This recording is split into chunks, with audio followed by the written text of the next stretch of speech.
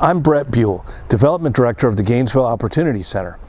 We help adults living with chronic mental illness get back into the community, find and keep jobs. In the early 2000s, a few people realized there was a need for more support. The idea that someone with mental illness can lead a meaningful and fulfilling life was a foreign idea to many, but not to this group. We have so many people to thank for having a hand in our success. Some of you watching may have never heard of the GOC or a mental health clubhouse. We want to change that. Let's go inside and hear from some of our founders about our 15-year journey.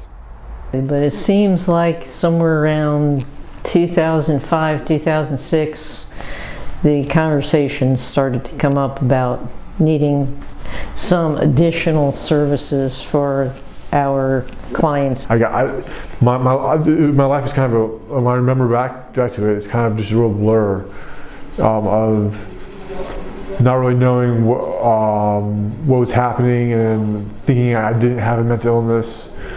It was kind of, to be honest, I don't remember too much what it was like. I know it was difficult. Anyway, we met a number of times over the several months period. And came up with an idea finally to try to have a clubhouse, to see if we could find someone to help us develop a clubhouse, and decided that that's what we needed more than we needed a drop-in center. So the clubhouse model for sure is a proven way for individuals to be reintegrated back into our society with dignity. We got very fortunate and found Mike Demers, who was already involved in Clubhouse International and had opened clubhouses. And it's giving to the person what everybody needs.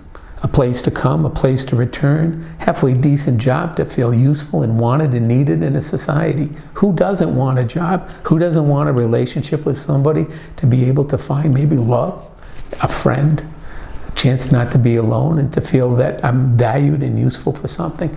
Those are core human dignity issues. I didn't really even acknowledge to myself that I had a mental illness. Even I would go out sometimes and ride my bike just around the city. One time I went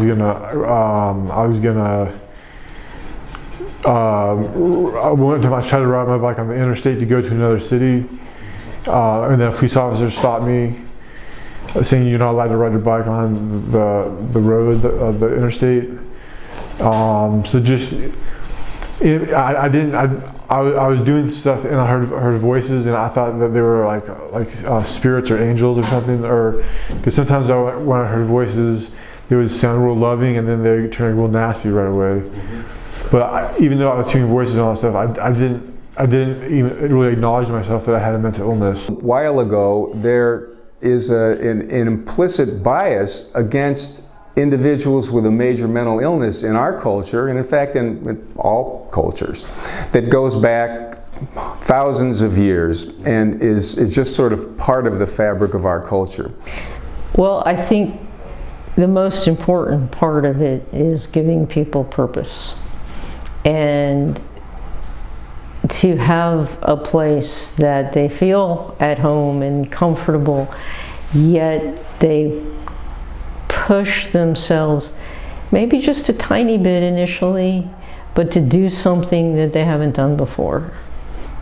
I was a program director of a homeless family shelter in my hometown of Attleboro, Massachusetts, and had transferred from that position to what was then a social drop-in center for people with mental health issues, because they were looking for someone who would help people get jobs that were who were dealing with a diagnosis of mental health issue of some kind. And I really wanted to connect from social services, or having social work background, with the idea of connecting with businesses. I like that as an opportunity to live in both of those worlds. So I was attracted to that position, so I applied for that. because they wanted to hire someone to help people get jobs at a social drop-in center for people with mental health issues. So that happened, and then from there in the training, those social clubs were evolving into the clubhouse model. There were some demonstrations of clubhouses that were in Massachusetts, and we went and saw what they did, and they were so much more vibrant. They were involved with communities. They were out in the community working, living, having a residence.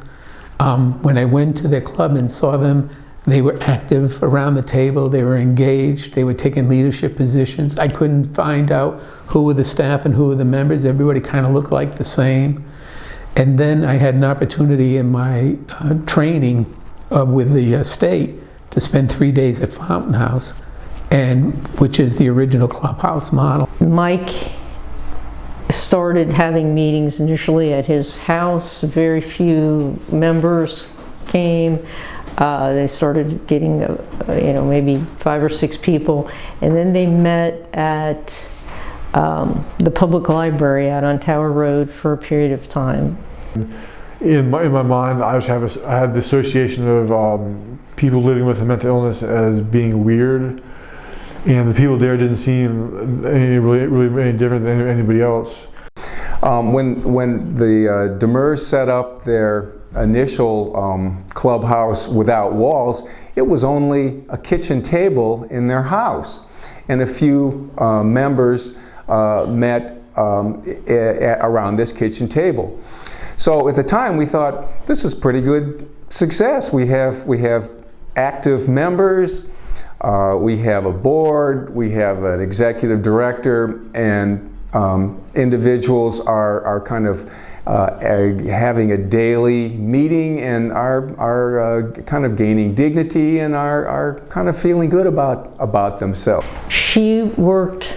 She was a nun, but she worked for Catholic Charities, and she was on our board of directors, and she invited us to use some space at Catholic Charities.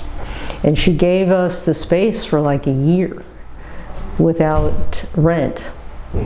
So we were able to start having a regular place for people to come.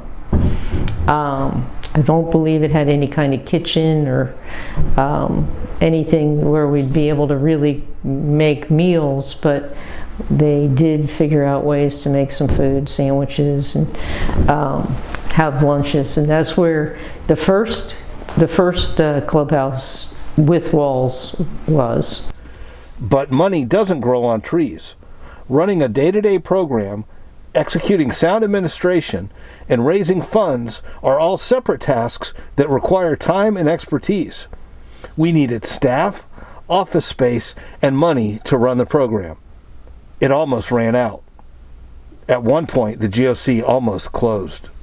Funding is always a problem in cultures because of people have different ideas about where money should go. But at the time, we figured we needed about $350,000 a year to have a fully functioning clubhouse, and all we had was $75,000. So to raise that kind of money was really, really difficult. And at the time, there wasn't a tremendous amount of interest or impact from the state to fund it at the level that we knew we needed it. And during the early 2000s, this was a recession period, and so there was startup money that came from the DCF and the state of Florida, but that's only startup money, and so it requires individual donations for sustaining organizations such as GOC. And during the recession, people just simply were not giving money. So when we visited other clubhouses, I noticed that they were much bigger, and we only had a few employees, staff working at GOC. So I did notice there's a difference between GOC and the other clubhouses. But I mean, I was so glad that I was a part of GOC and everything. The money was kind of running downhill, and we were a little worried about funding not only the salary for our executive director, but for just day-to-day operations.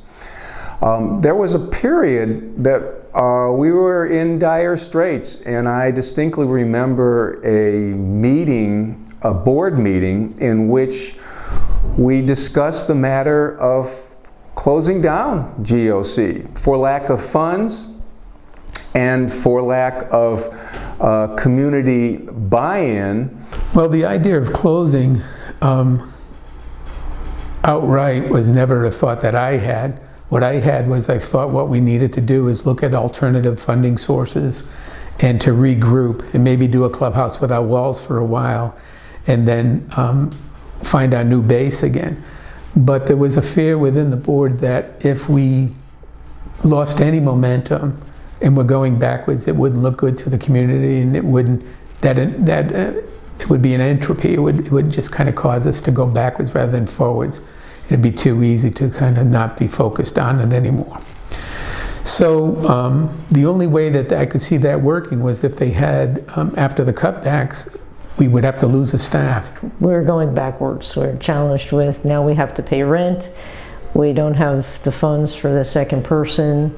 But if you love something, you're willing to sacrifice for it to see it continue. And if you truly believe in something and have a passion for it, you take the hit because it's worth it. Sure. So how my life would be different if there wasn't a GOC. I may have not have even admitted to myself that I even had a mental illness. I definitely wouldn't have as many friends as I do now. And we were either going to survive or we were going to go away. Attitudes regarding mental illness are evolving. Recovery is now the focus. The governor made supported employment through clubhouses one of his legislative priorities. Our support in the community has grown too. Somehow we always managed. It was sort of like manna from heaven, because you'd think we're at the negative, and a check would arrive from somebody. It just got us through. So somehow we just kept plugging along. In this day and age, I think it's coming around where people are recognizing that money should go into mental health services because it's part of being human being, as opposed to going into some other areas that had been, I guess you'd say, higher up on the totem pole. The mental health services are now being recognized as a part of the human condition, and so the money is flowing a little bit more easily. But we just kind of rolled with what we could and started doing little fundraisers. And it took a while for the state community and for the local community, even for Gainesville, to see that something different was happening here. There was an energy, an enthusiasm. There was, I call it the fix.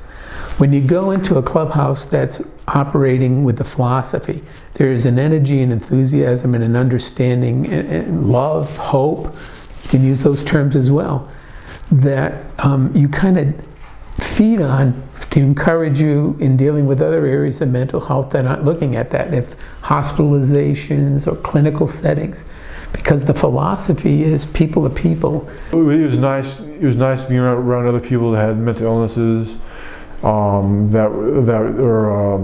that seemed normal, and there's Mike Lehman was one of my first friends there, and now all my friends are, except for one, are GOC members. Over time, Lutheran Services of Florida and the Florida Department of Children and Families increased our funding to reflect the changing culture. We moved into our own building and increased our staff by 1 or 2 a year. Now we're at 7 full-time employees. And it's accredited now. It has the facility that it needs. It's got funding sources to help with its development. It's got a staff and a membership who have core belief and understanding of the model and what it's about. And so, as an executive director, I always judge, is the clubhouse working or not? Well, when I'm here, is it working? Yes. If I'm not here, is the club still running? Are the things still being said? Are the people still taking care of each other? Are the jobs getting done? Are the opportunities still there?